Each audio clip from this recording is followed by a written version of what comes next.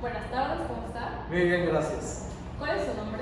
Yo soy Rogelio Pano Rebolledo, tengo 60 años de edad, desde 1984 inicié mi carrera en Televisa, fui redactor del noticiario En Contacto Directo con Guillermo Ortega Ruiz, después fui jefe de información y redacción de los noticiarios de Canal 5, de ahí fui fundador del sistema informativo ECO, junto con Francisco Fortuño, estuve de coordinador de esos segmentos. Nos tocó de hecho realizar el primer programa de ECO cuando, una vez que el licenciado Jacobo Zabludovsky inauguró el sistema de noticias ECO en español, nosotros fuimos el primer segmento el cual aparecimos después de las palabras inaugurales del licenciado Zabludovsky. Ahí estuve como coordinador de ECO Fortuño, también tenía una sección de índole financiero. Después estuve de coconductor en algunos segmentos, también como jefe de redacción del segmento de ECO Nacionales de Guillermo Ortega Ruiz, y de ahí tuve una oferta desde la vicepresidencia de noticiarios de Televisa para dirigir el departamento de noticias de Telever. Era parte de un proyecto donde Televisa volteaba a ver a los estados de la República. Y cuando se funda el sistema de noticias ECO, Televisa volcó mucho recursos hacia crear una gran red de corresponsales en todo el mundo, pero la parte nacional había estado un poco descuidada. Se le dio ese encargo a Amador Narcia porque Amador Narcia, a través del programa Muchas Noticias de Lolita Ayala, empezó a darle mucha fuerza a lo que era la información nacional. Entonces se me propuso para que viniera aquí a dirigir los noticiarios de Televisa Veracruz Telever, cargo en el que estuve aproximadamente 25 años. Excelente. No, más. Bueno, sí, 25 años. El promedio de 25 años. Sí, sí, Excelente. así es. ¿Qué estudió? ¿Qué carrera estudió? ¿Y cómo esta carrera le sirvió para su futura experiencia laboral? Yo estudié Ciencias de la Comunicación porque desde muy pequeño me llamó mucho la atención siempre lo informativo.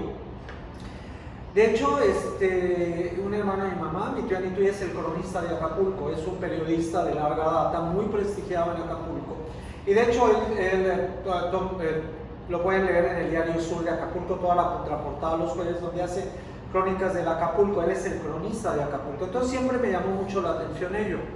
A los 14 años realicé mi primera labor periodística. Cuando me mandó a reportar, era la jefe de información del Fideicomiso Acapulco, que era un órgano autónomo encargado de hacer obras en Acapulco. Entonces estaba el proyecto del hoy recién reinaugurado Parque Papagayo. Entonces ahí fueron mis primeros pininos. Y siempre la comunicación me llamó mucho la atención. Siempre me gustaba ver noticias y siempre me gustaba ver el mundo. Recuerdo que uno de mis programas favoritos era un programa que se llamaba Imágenes de Nuestro Mundo, que se transmitía por Canal 4, que tenía cuestiones de todo el mundo, que incluía todo, absolutamente todo, hasta ópera, lo que tú quieras. Bueno, entonces cuando yo era muy malo para las ciencias formales, siempre me gustó la cuestión de la lectura y la cuestión del análisis social. Entonces yo tenía dos perspectivas: estudiar Derecho o estudiar Comunicación. Me llama mucho la atención el Derecho, y la verdad que fue un accidente estudiar Comunicación, porque yo dije, bueno, voy a estudiar Derecho porque tengo pase automático. Yo estudié en la preparatoria del Colegio La Salle de Acapulco, y dije, bueno, tengo pase automático para la Universidad La Salle, pues se me pasó el tiempo, no me inscribí. Dije, bueno, ahora que me voy a esperar un año, y dije, bueno, voy a estudiar Comunicación en la Universidad Autónoma Metropolitana, Unidad Xochimilco, que es una carrera que en aquel tiempo, no sé ahora, pero yo creo que debe ser igual, tenía ciertos asegúnes. Era un tipo de educación muy experimental. ¿En qué consiste eso? Fue una carrera que me enseñó a pensar. Realmente, yo tengo 60 años de edad, nosotros fuimos unos estudiantes embudos, es decir, desde su gran pedestal el maestro nada más te transmitía conocimiento, tú tú eras como un embudo que iba recibiendo conocimientos. Lo que pasó es que nosotros en la universidad, nosotros teníamos que debatir, discutir, criticar, analizar todos los contenidos que se nos proporcionaban. No teníamos materias. De hecho, los 3 primeros trimestres de la universidad nosotros convivíamos con estudiantes de diferentes carreras y de diferentes ámbitos. Por ejemplo, el primer trimestre, que era acerca de la ciencia, bueno, teníamos psicólogos, historiadores, físicos y todos acorde para estudiar el método científico. Ya después nos fuimos decantando por las ciencias sociales y a partir del 4º trimestre fue ya la carrera en sí. ¿Qué me dejó la universidad? Me dejó una gran experiencia, que de tener siempre un análisis crítico de la sociedad. Es decir, hay que ver con otros ojos. Hay a debatir, me enseñó a pensar. A lo mejor les suena muy raro, pero me enseñó a pensar, a criticar, a discernir los textos. Me recuerdo una frase muy interesante de uno de mis maestros, que decía: siempre hay que saber leer los espacios en blanco. ¿Qué hay detrás de cada texto? ¿Cuál es la intencionalidad de cada texto? Nada es puro, siempre hay algo detrás de él, y eso a mí me enseñó mucho la universidad. Definitivamente siempre la institución a la que pertenecemos y su formato de enseñanza nos deja, por ejemplo, nosotros que estamos en la Universidad de Anáhuac, tienen muy implícito el tema del liderazgo. Entonces podemos estar en una materia que no tiene nada que ver con el liderazgo, sí, pero que realmente se nota que nos llevan hacia esa dirección. Y justamente como usted menciona, al tratarse de carreras creativas, son más prácticas, son más de casos, más de solución a esto, más de inventa esto, ¿no? Actualmente las carreras ya se basan más en proyectos que puedas llevar a futuro, ¿no? Que te ayuden a consolidar una empresa, te ayuden a consolidar un caso en específico, y que futuramente quizá te encuentres con un caso muy similar en tu área de trabajo y recuerdes, ¿no? Esto yo lo vi, yo sé cómo solucionarlo porque en la universidad me prepararon y no solamente llegaron y me dijeron, bueno, estos son los teóricos de la comunicación y te voy a enseñar qué dijo cada quien. No, me enseñaron, ok, emisor, receptor, cómo llega el mensaje, pero dame toda una técnica, ¿no? Mira, me recuerdas mucho mi primera gran experiencia en materia de comunicación. El primer día ya en la carrera, en el 4º trimestre, primero que nada, el maestro nos dijo: ¿y ustedes cómo se ven? Es una pregunta sencilla, que implicó una gran complejidad. ¿Cómo te ves tú? ¿Cómo te ves tú en tu entorno? ¿Cómo te ves? Y el segundo fue cuando dice, bueno, la teoría de comunicación, emisor, mensaje, receptor.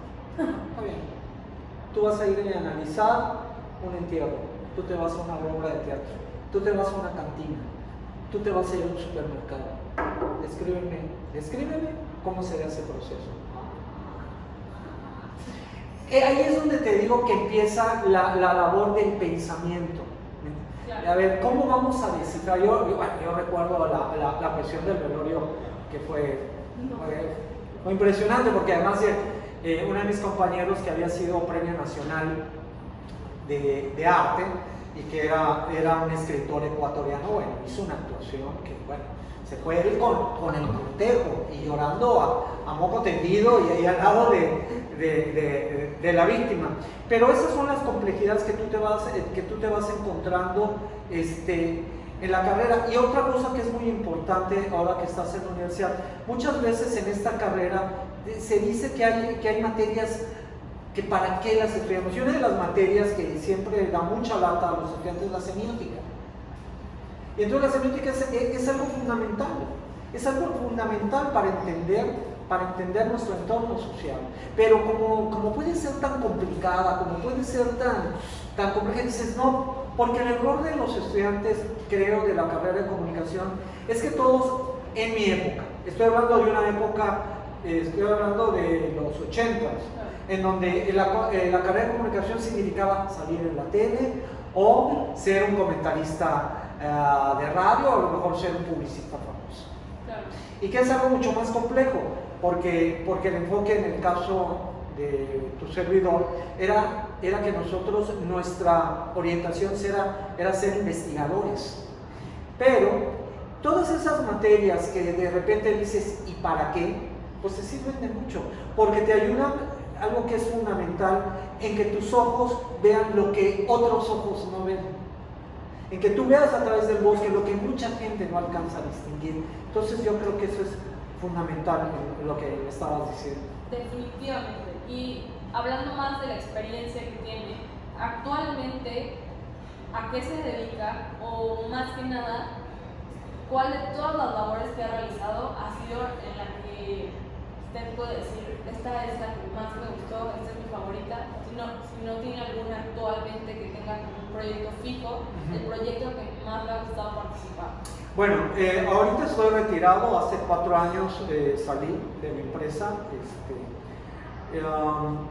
Ahorita estoy retirado, ahorita estoy en un proyecto de querer hacer, primero que nada hay un proyecto en ciernes que revivir, que es contar la historia de la televisión en Veracruz, que no se ha contado, entonces hay gente con la que estuve haciendo hasta hace 2 años un programa, que era un programa que quizá no logró cuajar del todo, pero que era la idea de un periodista con un periodista de sociales y hablar de todo, pero en un lenguaje muy llano, muy franco. De hecho, el proyecto se truncó por la pandemia. Nuestros patrocinadoras eran en su mayoría gente dedicada al sector servicio y turismo, que fue uno de los más afectados por la pandemia. ¿Cuál es el lugar donde más me siento a gusto? Me siento muy a gusto en la entrevista. Creo que la entrevista, yo creo que es lo que mejor se me da. Me gusta ir muy a fondo con mi personaje, ha habido entrevistas muy complicadas, hay entrevistas que son muy complicadas, hay entrevistas que fluyen mucho, tengo experiencias muy buenas en el sector de la entrevista. Recuerdo una con el expresidente Ernesto Zedillo, donde había un tema que no quería comunicación de presidencia, no quería que tocaran, entonces tenía aquí, no, que no se toque, que dice el presidente de la empresa, que no se toque. Bueno, total que sí se la lancé y ahí estaban detrás los asesores y todo ello. Fue una muy buena experiencia, una experiencia de vida. Te puedo contar que lamento mucho no haberla grabado y conservado y de haberle fallado a la gente que me pidió, que fue con Chabela Vargas. Fue una entrevista acerca del amor. Entonces, Chabela Vargas tenía una gran experiencia de vida, entonces pude penetrar en aquella mujer y hablar de cosas como el amor. ¿Qué es el amor? Al final Chabela me dice que en la vida hay 2 tipos de personas, las que nacen para amar y las que nacen para ser amadas, ¿no? Y entonces fue una entrevista que incluso me pidió Chabela para que la difundiéramos en España y nunca se la mandé y yo no la conservé. Y es algo muy lamentable. También hay entrevistas que hoy recuerdo y que podían tener mucha vigencia porque fueron realizadas hace 20 años, ¿no? Como una entrevista que hicimos a través de ¿Cuál era el futuro de la izquierda en México? Con Porfirio Muñoz Ledo, incluso con el mismo presidente de la República, que recuerdo en aquella ocasión me dijo, el presidente dice, bueno, ¿por qué no tienes este proyecto de izquierda y te lanzamos en Guerrero, ¿no?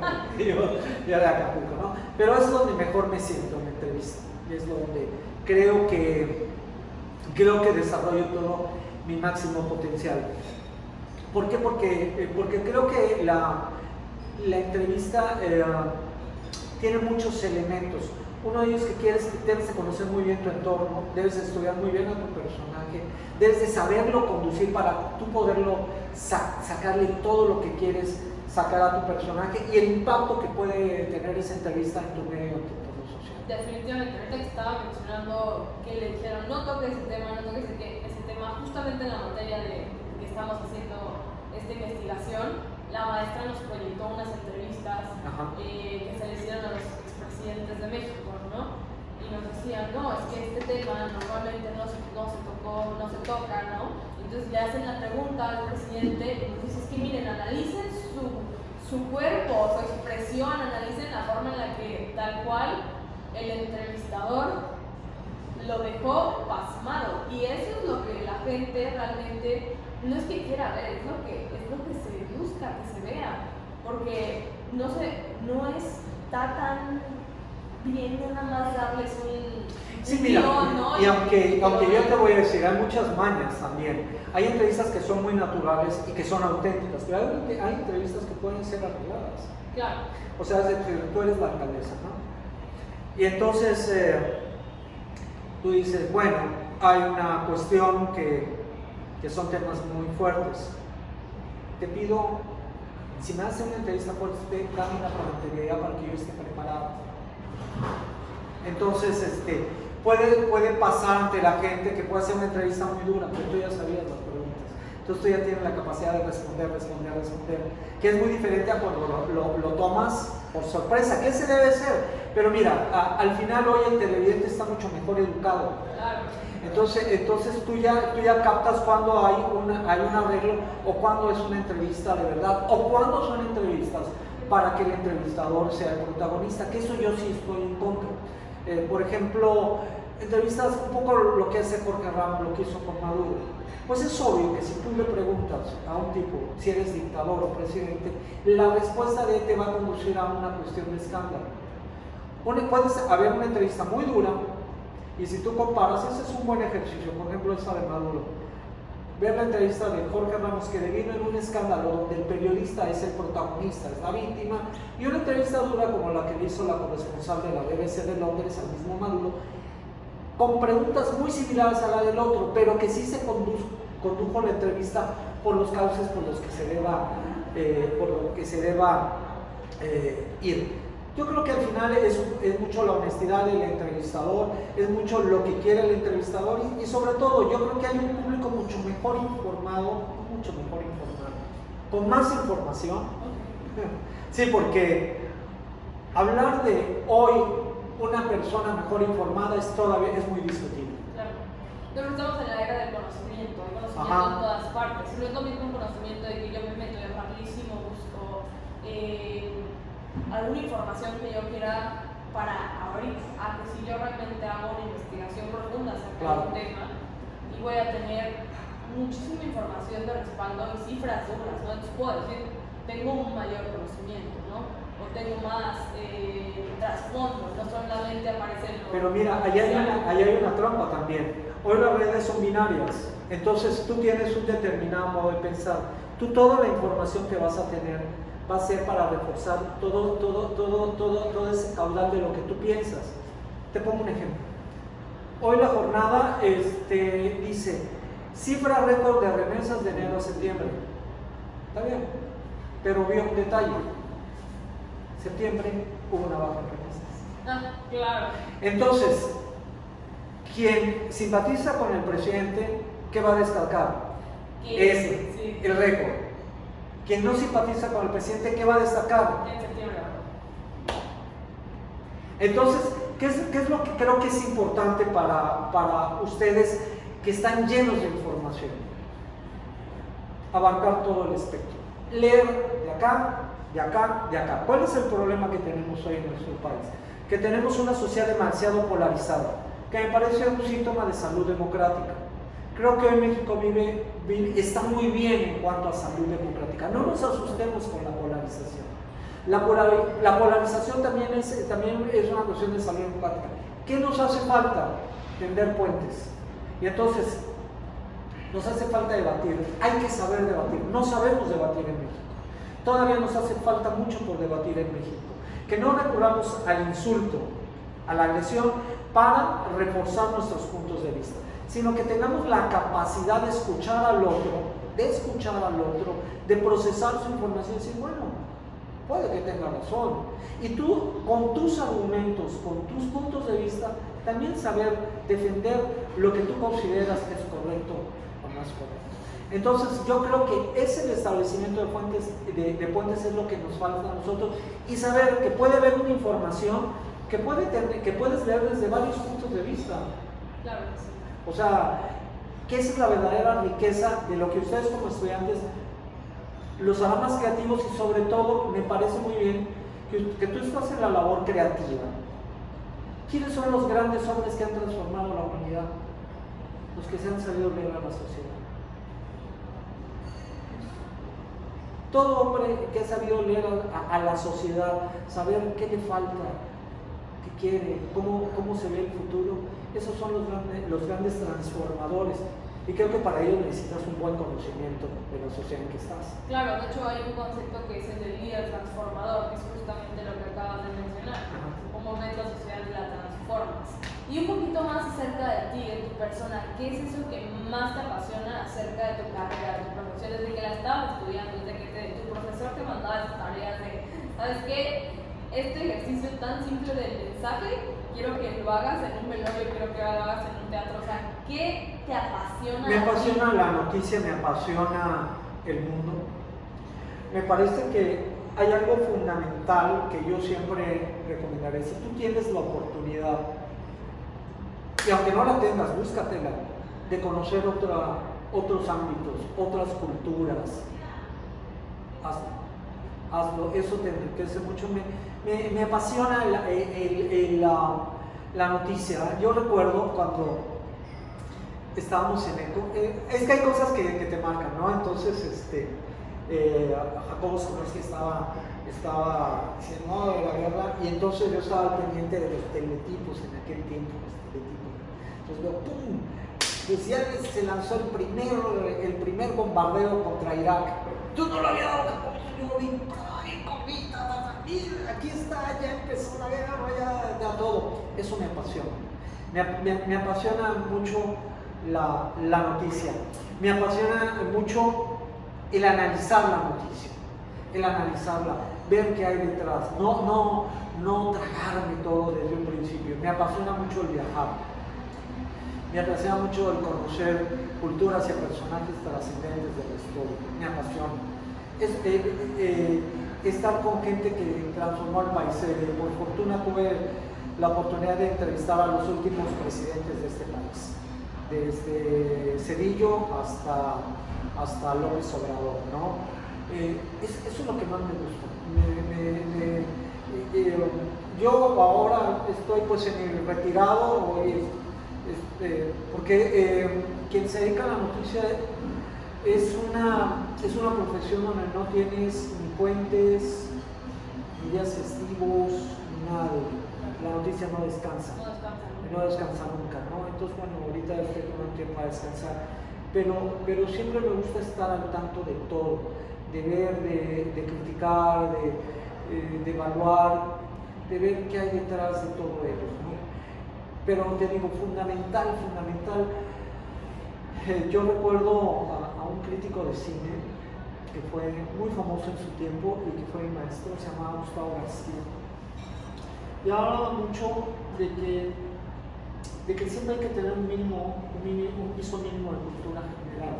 Recuerdo su frase, decía, a ver, imbéciles, si ahorita les digo, vayan a entrevistar a Vargas Llosa, sabrán qué preguntarles, a ver, entonces necesitas y ese piso mínimo de cultura general también incluye el que te repito, tienes oportunidad de viajar, conocer otro tipo de gente, otro tipo de culturas, poderte acercar, tener esa capacidad para poder describir, analizar, conceptualizar los diversos hechos sociales. A mí me apasiona la noticia.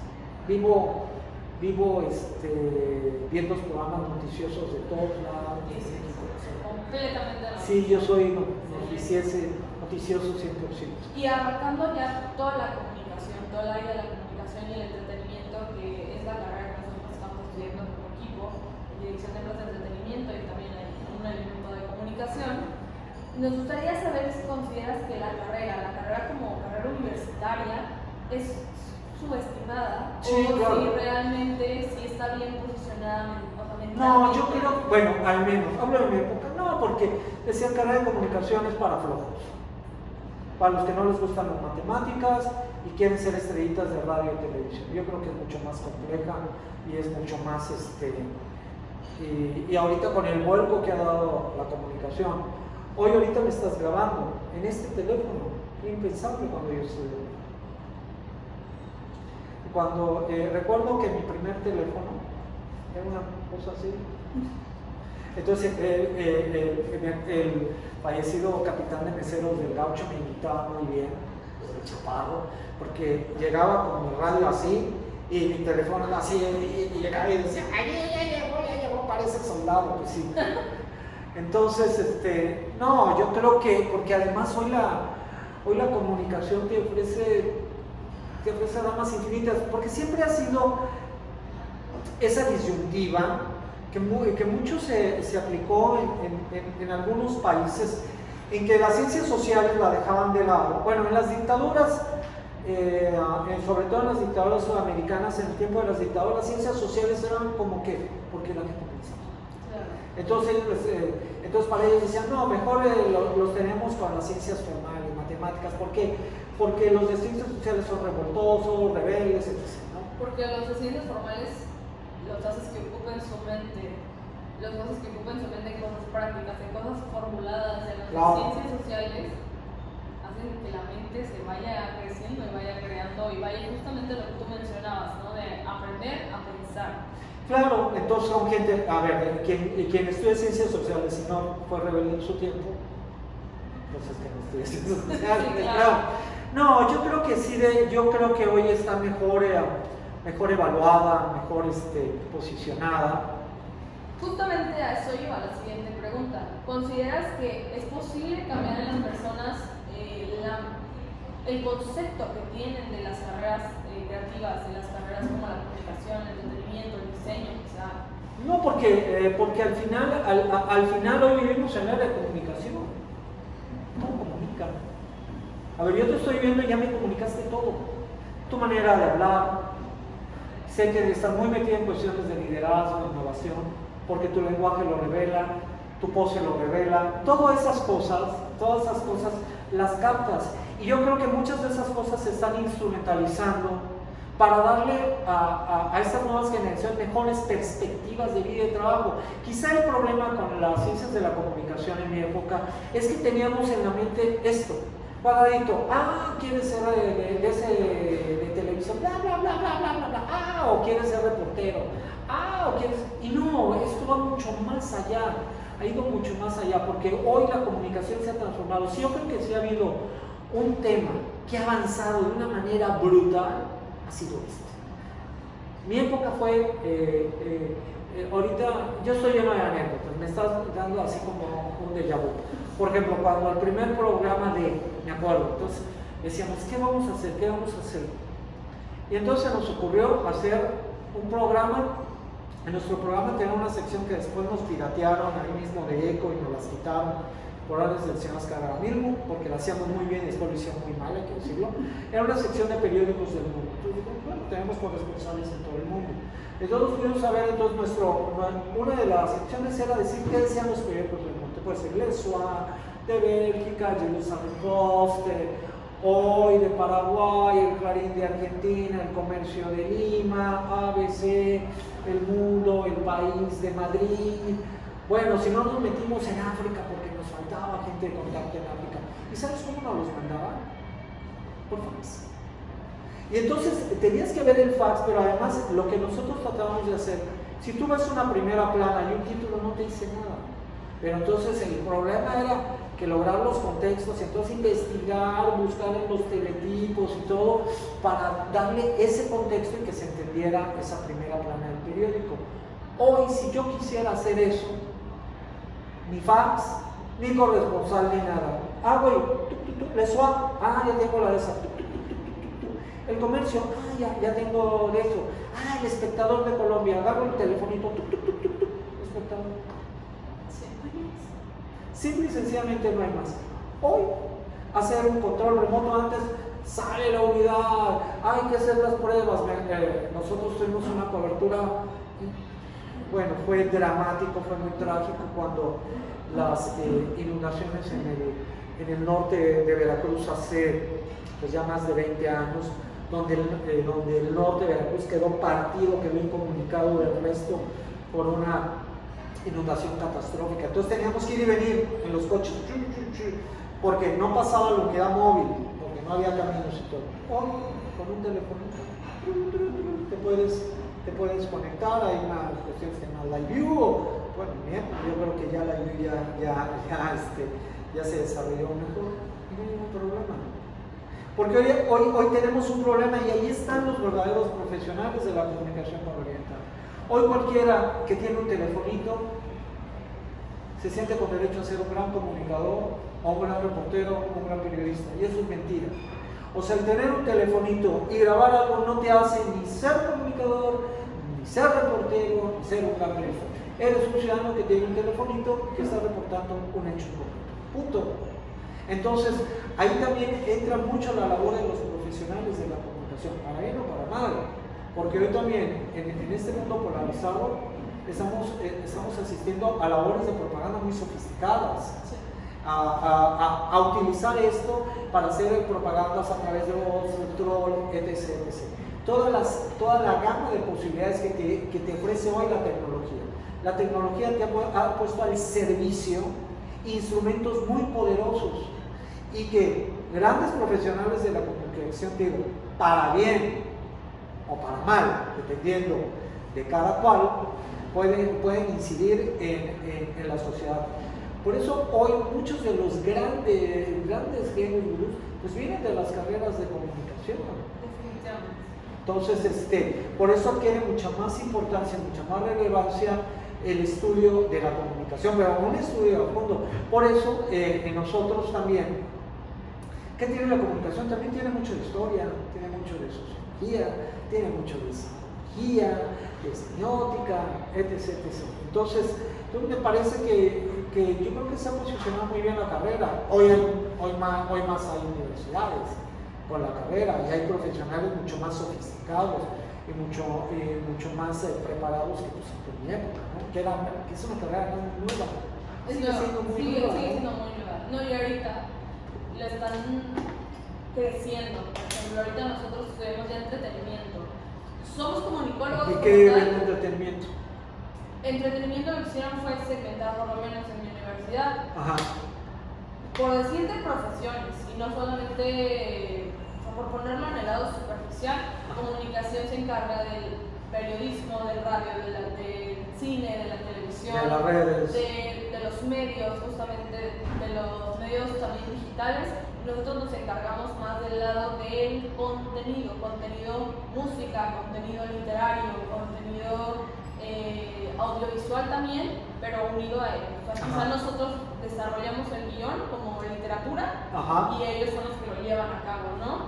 Ellos son los que realmente se ponen en la silla de director, se ponen en la cámara, se ponen como actor, se ponen de distintas maneras, ¿no?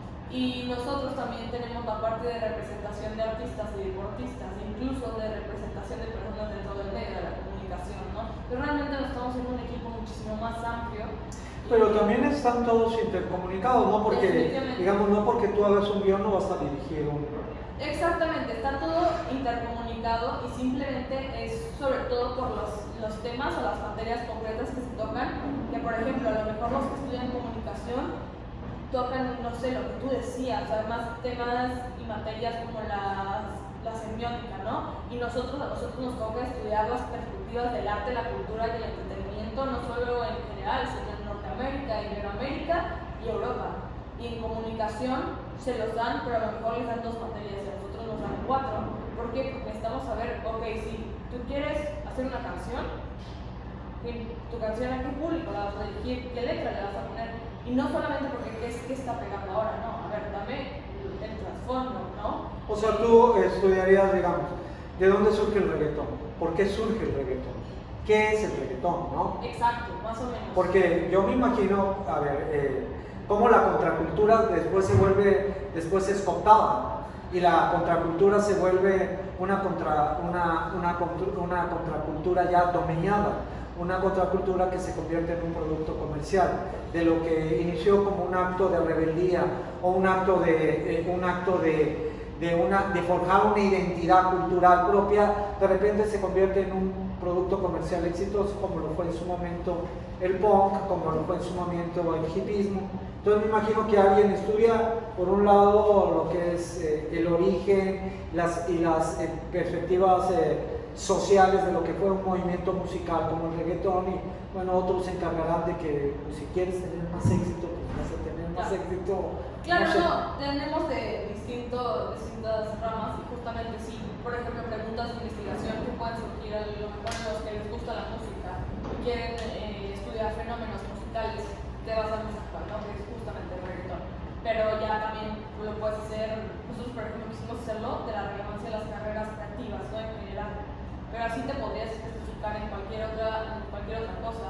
Creo que lo que nos segmenta es que al final todos somos comunicólogos, simplemente es más hacia qué área te vas en decidir esto o esto. Okay. Entonces, en lugar de ponerte 4 especializaciones, ya te hacen 2 carreras con 4 especializaciones cada una, entonces ya tienes 8 oportunidades y nada más por darle un título, ¿no? Porque ya sabemos que dentro de esas oportunidades hay más oportunidades. Entonces también, sabiendo que hay tanto actualmente, vamos a irnos a un supuesto que es impensable. Actualmente esto es impensable. ¿Qué crees que pasaría si las universidades dejaran de ofertar carreras creativas? Si de repente ya no ofertan comunicación, si ya no ofertan... Bueno, yo creo que ha pasado, y pasó mucho en el tiempo de las dictaduras, cuando aspiras a un pensamiento único. Y quizá, por ejemplo, haya países como Corea del Norte, que pues, no les interesa mucho. Cuando aspiras a un pensamiento único, cuando aspiras a que haya solo una manera de pensar, una manera de crear, pues ya ahí se acaba. No, yo siento que la cuestión de la creatividad siempre estará presente. Hay o no carreras, siempre habrá gente que buscará crear, porque el ser humano es creativo por naturaleza, y siempre vas a buscar nuevas formas de hacernos un mundo mejor. Yo creo que hoy lo que mucho pasa en la humanidad es que hemos inventado mucho para ser más comodísimos. Hoy podemos ir a una tienda de conveniencia a hacer operaciones bancarias para no hacer fila en los bancos. Alguien te diría, ¿qué pasaría si cerraran todos los usos? A lo mejor podría haber colapso al sistema bancario. ¿Cuánta gente hace operaciones bancarias yendo a una tienda de conveniencia donde encuentras todo? Una pequeña tienda que la tienes en cada esquina. No, yo creo que no sería posible. Te digo, durante mucho tiempo, sobre todo en las dictaduras, se apostó a que la gente no pensara, a que los rebeldes se dominaran, a que hubiera solo un tipo de pensamiento o solo un tipo de manera de ver el mundo, la vida.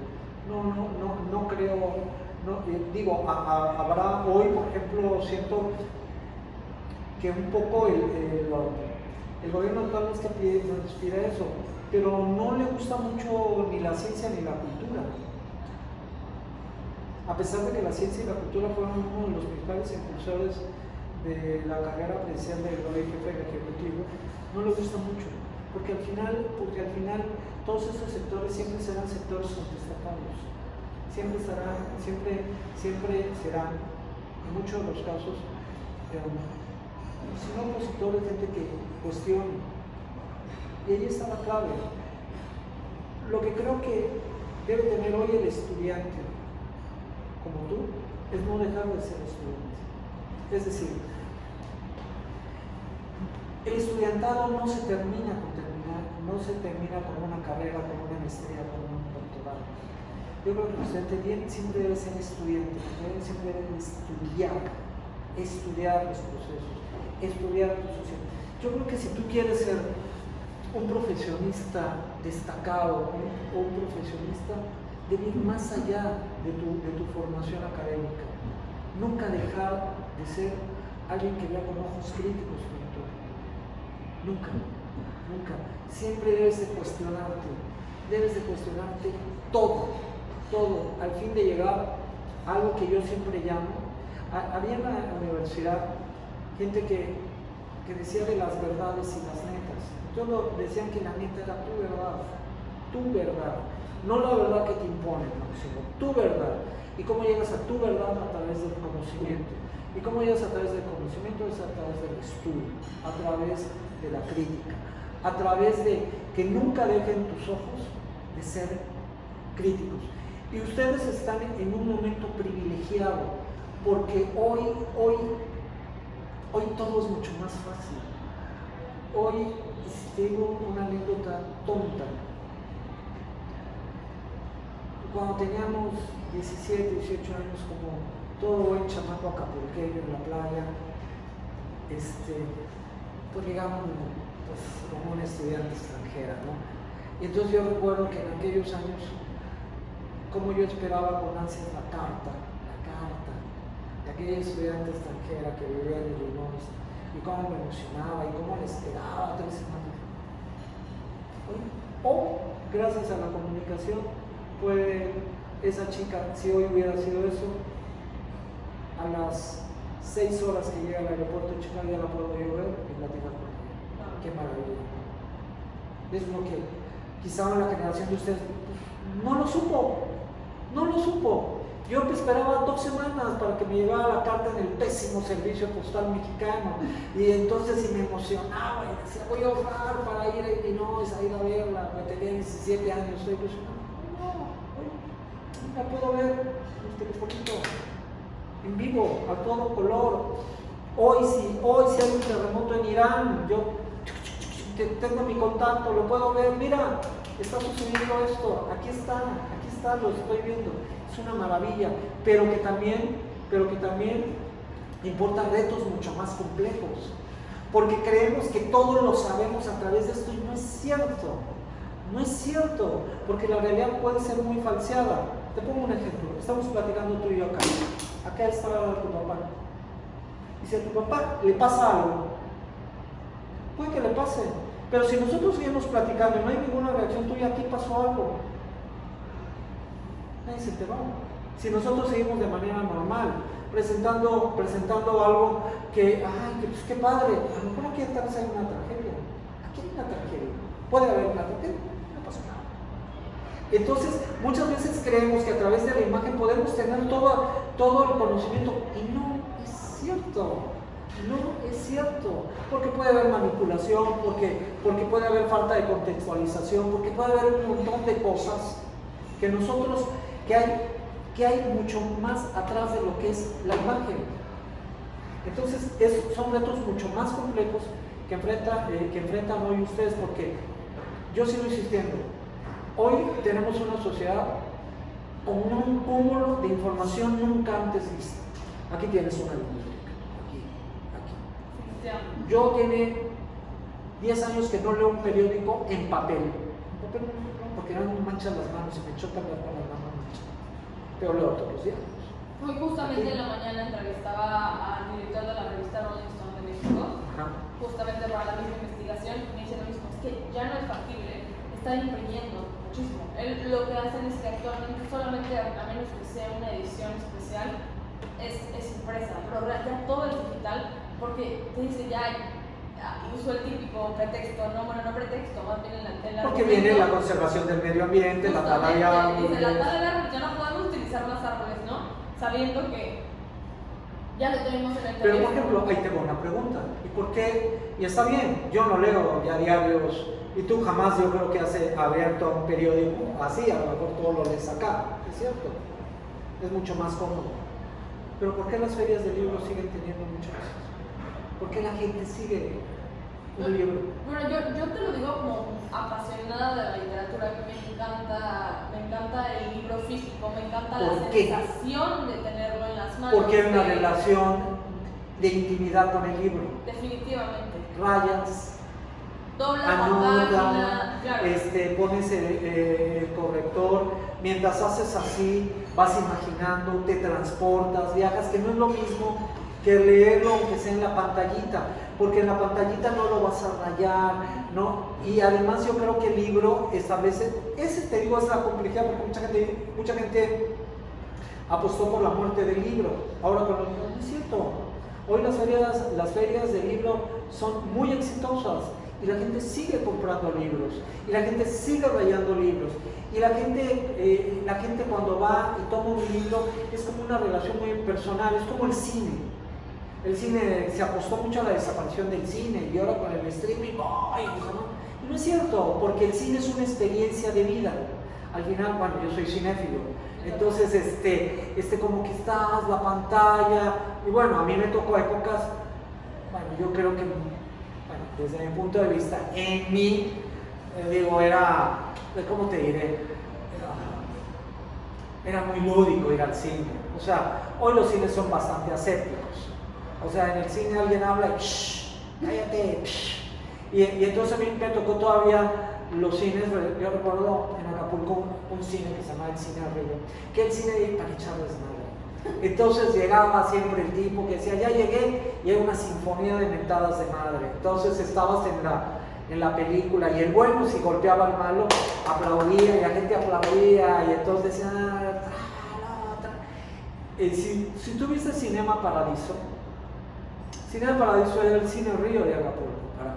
Cuando yo vi Cinema Paradiso, estaba yo rememorando mi infancia y mi adolescencia, donde íbamos muchas veces al cine a echar relajo, a divertirte, y donde la gente era la protagonista de la película también, porque la vivías, la sentías, llorabas, echabas porras, pues, era otra cosa. Hoy los cines ya pues, son más, es otra cosa, ¿no? Pero bueno.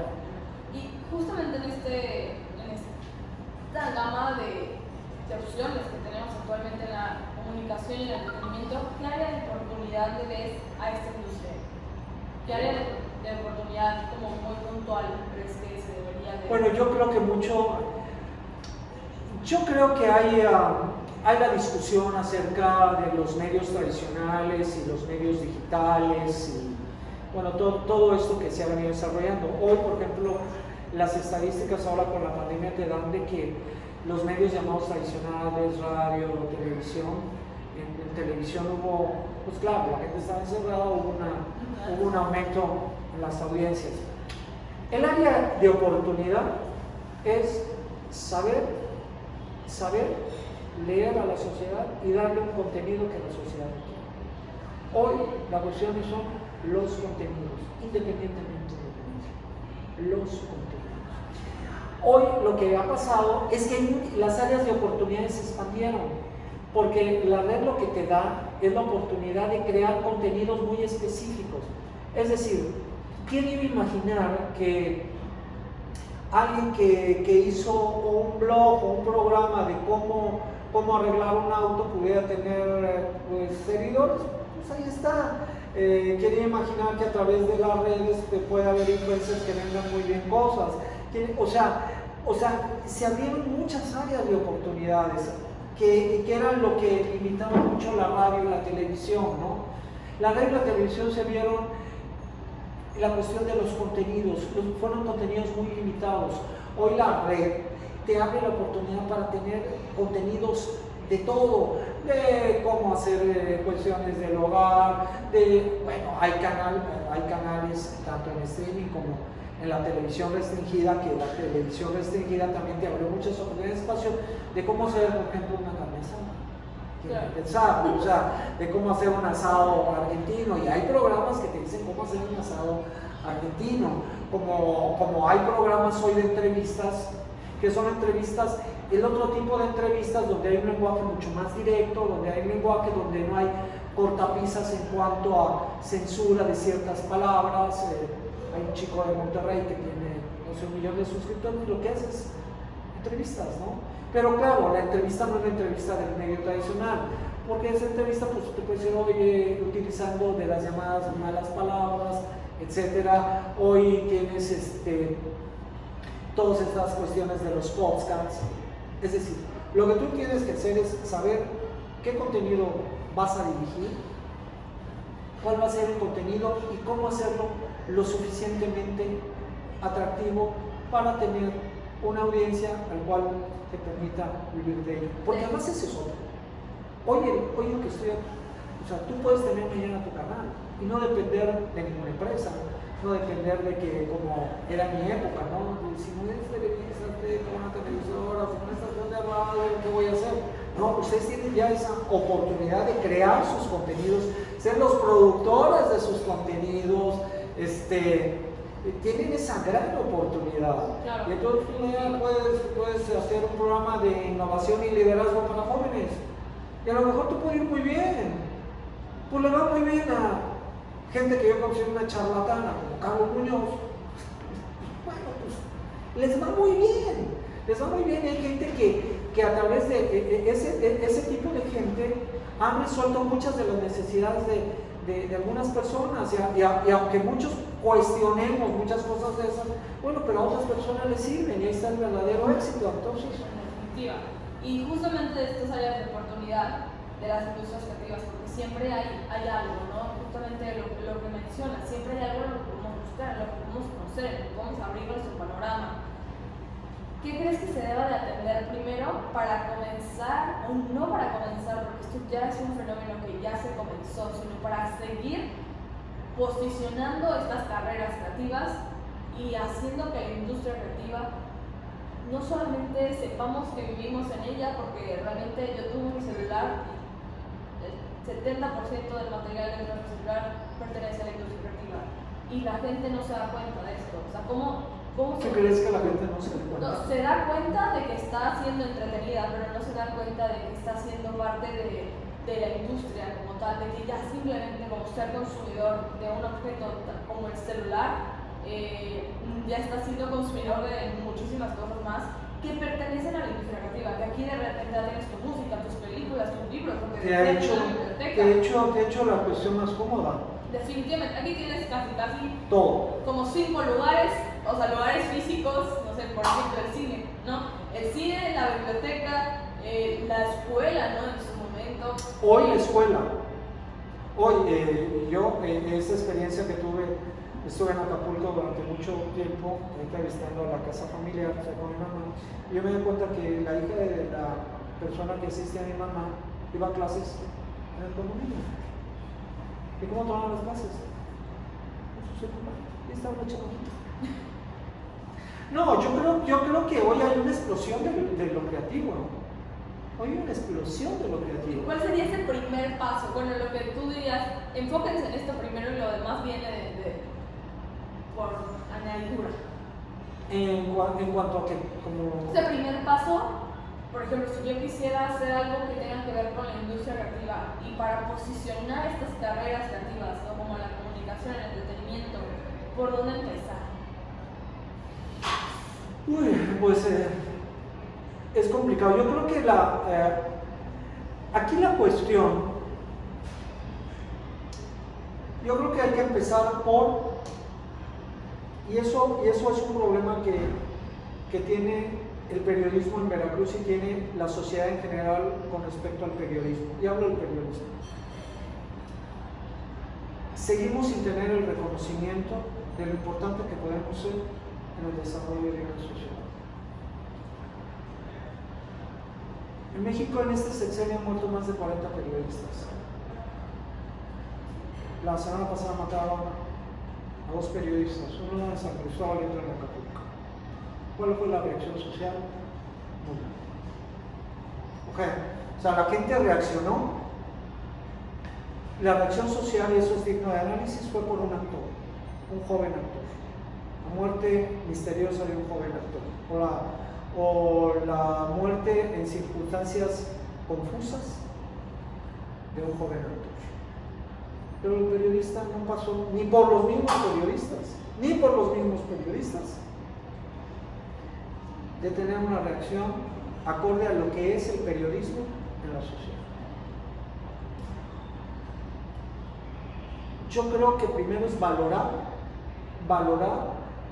porque cuando hablamos de industria creativa, es que abarca mucho, abarca muchísimo. O sea, puede abarcar desde influencers, directores de cine, o sea, muchas cuestiones. Lo que habría que valorar es la importancia que tienen, al final, las carreras sociales en un entorno como el nuestro. Para bien y para mal. Porque tú a través del conocimiento creativo también puedes causar mucho, ¿no? A través de la propaganda, a través de las cuestiones negativas. Yo creo que es primero posicionar a los profesionales en que un creativo como tú es tan importante como un médico. Aquí puedes ver salud física, pero aquí también puedes ver cuestiones de salud mental, en cómo tu trabajo puede hacer una sociedad más sana o más enferma también. Porque los creativos tienen un impacto social. O sea, hay un impacto social en lo que tú haces. O sea, y uno no se da cuenta uno no se da cuenta, o sea, después, yo te puedo decir que mi trabajo sí tuvo un impacto social. Cuando yo dirigí una empresa, ¿y cuál fue el impacto social? Te puedo decir. Al haber en ese tiempo de Sanazón, abrirle espacio a nuevas voces, ya tiene un impacto social.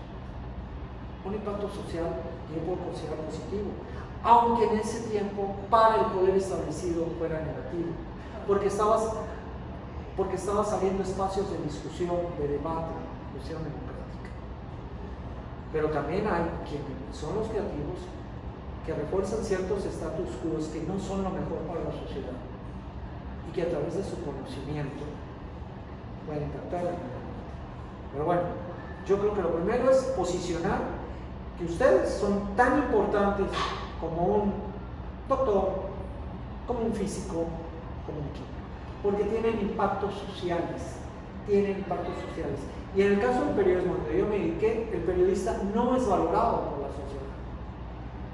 No es valorado, porque la imagen del periodista es una imagen muy negativa que se tiene. La imagen del periodista que recibía dádivas, la imagen del periodista que cayó por estar en convivencia con el poder establecido, la imagen del periodista corrupto, es decir, ha prevalecido esa imagen. Y hoy la sociedad no valora lo que es el periodismo, porque no puede ser que en este país donde se asesina impunemente a periodistas, la reacción social sea cero. A menos de que, bueno, se trate, ya no es ni siquiera por ser periodista, sino por ser una figura pública, porque no es lo mismo matar a un periodista en un estado de la República que en la Ciudad de México. Claro, si matan a un periodista de la Ciudad de México muy conocido, será más por lo conocido que por lo en sí mismo el periodista, pues era muy conocido, y se va a armar todo un escándalo, pero al final no va a pasar nada. La indiferencia social ante los objetivos también es una cuestión que hay que ver, y hay que primero valorar a estos profesionales de la comunicación, a estos profesionales que como tú se dedican a ensayar nuevas formas de comunicación, nuevas formas de influir en la sociedad, nuevas formas de liderazgo y de innovación. Hay que posicionarlos como tales, como que son profesionales de alta gama y que merecen un mayor reconocimiento social.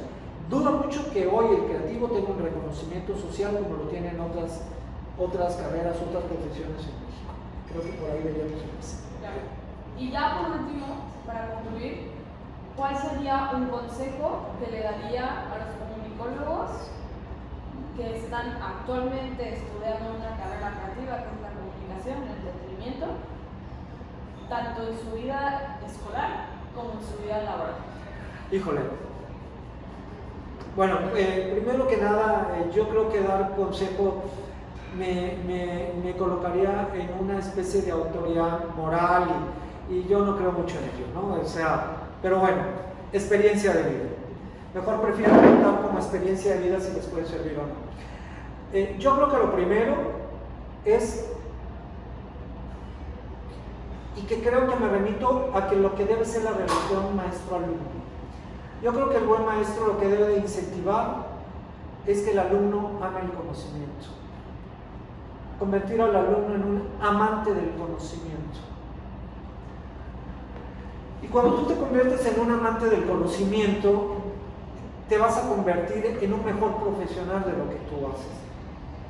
¿Qué yo te diría que podría ser un instrumento para ser un mejor profesional? Lee todo. Y si estás en el área política, lee al que te cae bien y al que te cae mal, porque eso te va a ensanchar tu conocimiento. Viaja, conoce gente. La tolerancia, tienes que manejar mejor la tolerancia, porque a veces parecemos muy intolerantes. No, yo creo que la tolerancia es fundamental para conocer nuevas visiones, nuevas formas de vida. De museos, de cine, de literatura, puede ser de la buena y de la mala, se vale.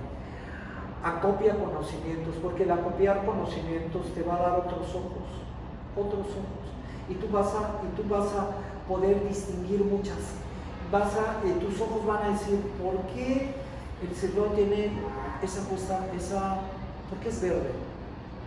¿Por qué la letra verde? ¿Por qué hay un restaurante que tiene un anuncio que es grandísimo en medio de la oscuridad de la carretera? Pues está bien, porque eso hace pararte, ¿no? ¿Por qué tiene un estacionamiento tan amplio? Porque eso me da mayor comodidad. ¿Por qué utilizo esos colores? O sea, cuando tú vas viendo eso que te lo da el conocimiento de la lectura, el conocimiento de los viajes, el conocimiento del cine, leer todos los días los diarios, todos los días, revísate, tener algunos gente que seguir de todas las tendencias, es lo que recomiendo. No nos encerremos en lo que nos proporcionen nuestras redes, que estamos inundados de mensajes que solo refuerzan ciertas posiciones. Entonces, si tú eres anti-AMLO, todos los días te van a llevar a través del WhatsApp memes, mentadas de madre contra AMLO, programas contra AMLO, Bueno, ¿qué el Señor no tiene cosas buenas? O sea, a lo mejor sí. Pues leer el otro lado de la moneda para tú tener una visión equilibrada. Me parece que eso es fundamental. Acopiarse del mayor conocimiento posible para que tus ojos puedan ver lo que otros ojos no ven. Algunos no requirieron de estudios formales para poder transformar el mundo, pero sí tuvieron conocimientos de vida, con experiencias. Y nunca hay que dejar de ser curioso. Nunca. La fotografía es muy buena, la fotografía es poderosísima. La fotografía, el estudio de la fotografía es muy rico. Una fotografía puede ser una imagen que te refleje todo. Y ahorita me viene a la mente la fotografía aquella del hombre al que le dan un tiro en la cabeza en la guerra de Vietnam, que fue una fotografía terrible, o aquella fotografía de la niña que va corriendo en la carretera con el PAM, y esa fotografía que de hecho después hay un libro con la protagonista que hoy vive en Canadá y que hizo todo un libro, bueno, o aquella fotografía de la señora de estos ojos impresionantes, esta mujer de ojos verdes de Afganistán, y que después hay todo un programa y todo ello. Entonces es cuestión de curiosidad, estudio y lo más importante, pasión. Ser un apasionado de lo que haces. Si tú eres un apasionado de lo que haces, no importa los tropezones que tengas. Dicen los israelíes que no hay fracaso, hay experiencia. Y los israelíes, ¿sabes qué?